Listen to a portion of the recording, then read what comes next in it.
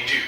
But for now, we have to accept the assumption of the theory that they're going to try to explain the predictions of behavioral intentions, and they're assuming that behavioral intentions are a proxy for actual behavior. And basically what they argue is, in theory of reasoned action, that behavioral intention can be predicted by two main factors, each of which has two subcomponents. The first predictor of behavioral intention is specific attitudes about the behavior. And here is where attitudes come in.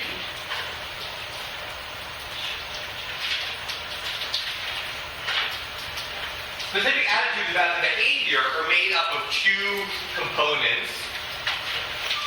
The first one is the perceived consequences of the behavior. And the second is the evaluation of those consequences.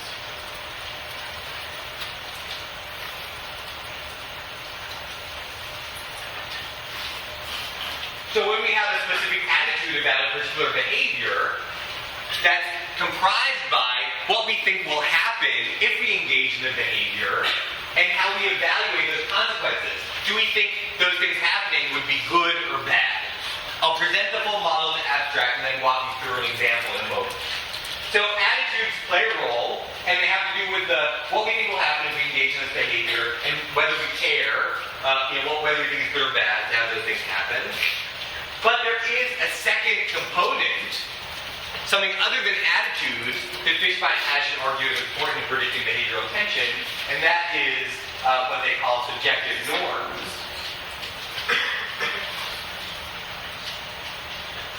And that's comprised of two things. The first is what significant others expect you to do. So here's the social pressure.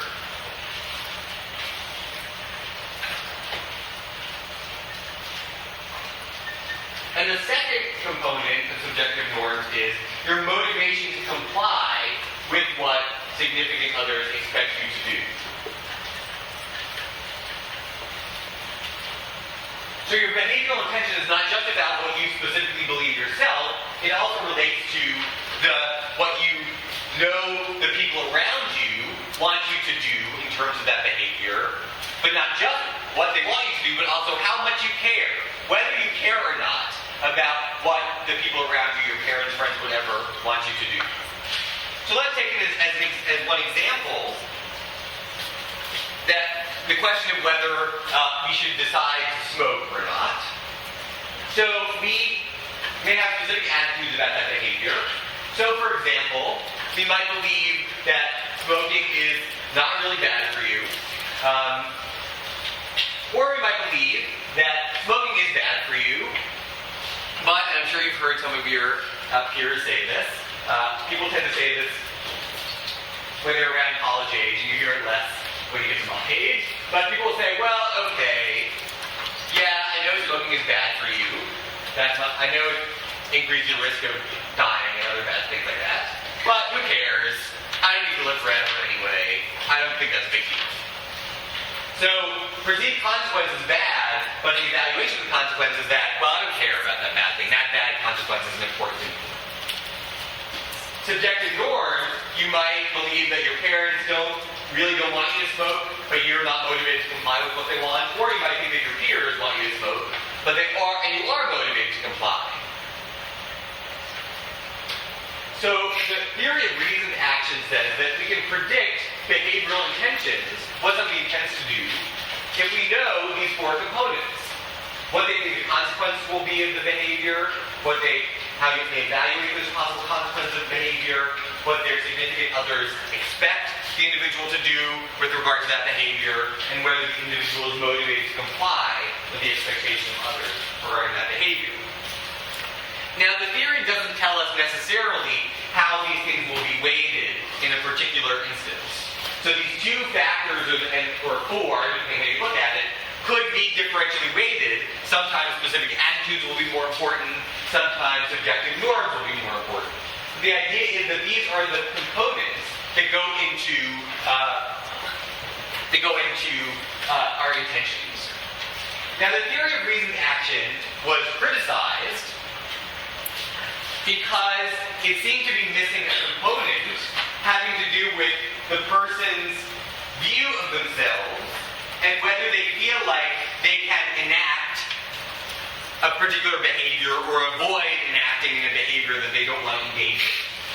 So the big difference between the theory of reasoned action and the theory of planned behavior was simply that the theory of planned behavior added in a third component to the equation, which is what's called perceived behavior control. And the idea of perceived behavior control is, do you perceive that you can control your behavior in this arena, or do you not think that you can control your behavior? Because whether you think you actually can exert control over your behavior or not might influence your behavioral intentions. Let's take this smoking example. And I think you'll see why the PSYC agent sort of felt compelled to morph the theory of reasoned action into the theory of planned behavior by adding this perceived behavioral control component. Let's say you have negative specific attitudes about smoking. You believe it has negative consequences. You evaluate those consequences being bad. You don't want to die early. You have strong subjective norms about not smoking. Let's say you're already smoking. Your significant others want you to quit. You want to make your friends and family happy. So both attitudes and norms should suggest that you have the intention of not smoking. All four components go in one direction, don't smoke. But, and maybe you've heard this from somebody who's a smoker, people might say, I just don't feel like I can quit.